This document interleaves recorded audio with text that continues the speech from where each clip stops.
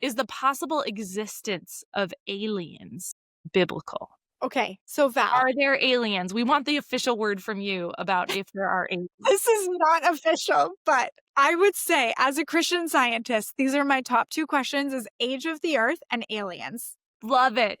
See, we delivered for you today.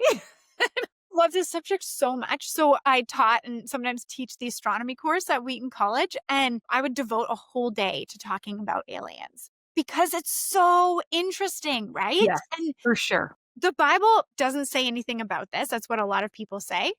And then I read this article a number of years ago, and it was like, okay, how do you define aliens, extraterrestrial life? Just like people that relate to God, intelligent beings that do not live on earth, right?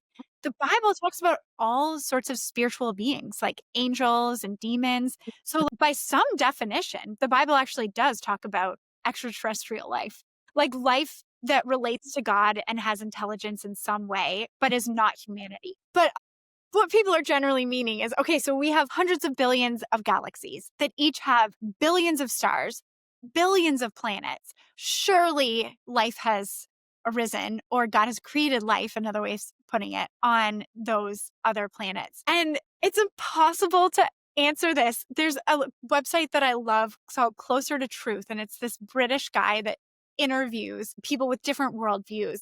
And I remember like listening to an astronomer and hearing that astronomers are generally pro-alien. Like they generally think like there's so many planets out there that there has to be other forms of life.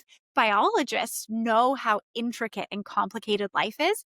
So biologists tend to be like anti-alien. No way. And say like, no, it's so unlikely that even humanity arose on our planet. Which is That, true. Which yeah, is true. Without a creator, it's pretty yeah. far-fetched. Yeah. So there's like different ways of thinking, right? I am personally like fairly neutral on it, would probably like the idea of aliens because of Augustine's principle of plenitude. Again, I forget where I originally heard of this, like which theologian introduced me to this, but Augustine talked about how God did not create this bare bones earth, but he created this lavish world with like ferns and coconut trees and ants and elephants. That he didn't create the bare minimum. He created so much beauty and interesting things for us to study. And so if you apply that to the universe, kind of like, why not? Maybe God created other types of life forms Yeah. that related to him in some way. And yeah. Yeah. Amazing. I was going to say it's kind of back into like it makes our brain break a little bit category. But I do think it's fascinating to think about. Like, It brings up so many questions, right? Because you're like, okay, wait, so then how do those life forms relate to God? Has sin entered into their world? Did Christ come in their form? So many questions. and I've gotten some of those. And I've gotten some of those. Right. I have. That's awesome. Like, would Jesus die for aliens too? A Yeah. good question. A good question. Do you just have a quick thought on that? Oh, yeah. I mean, that's such a good question. I do think like we see the God of the Bible and he so wants to be in relationship with us to the degree that he gives himself to us over and over and over and then eventually gives his life to us, right? I think God he's so gracious and his grace even like trumps his justice sometimes in scripture we see, right?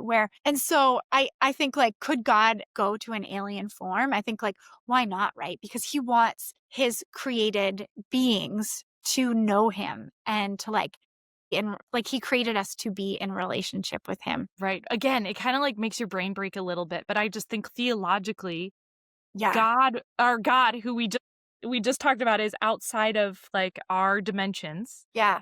He would relate to, let's just call it an alien, because that's what we're talking about. He would relate to an alien with the same character, being the same person that he is to them, to us, because God is consistent in this character. Yeah. So what does that mean? We don't know. We don't know. Like, does that mean a Jesus in that form, if they even exist? We have no idea. We don't know. Those are like outside of what I think we can know. Yeah. But we know that God will always act in a way that is consistent with his character. Yeah. Whether that is to us, and he has done that to us, or whether that be to something else. Like God still remains God and will act consistently in that. So how that plays out might be very different. We don't know.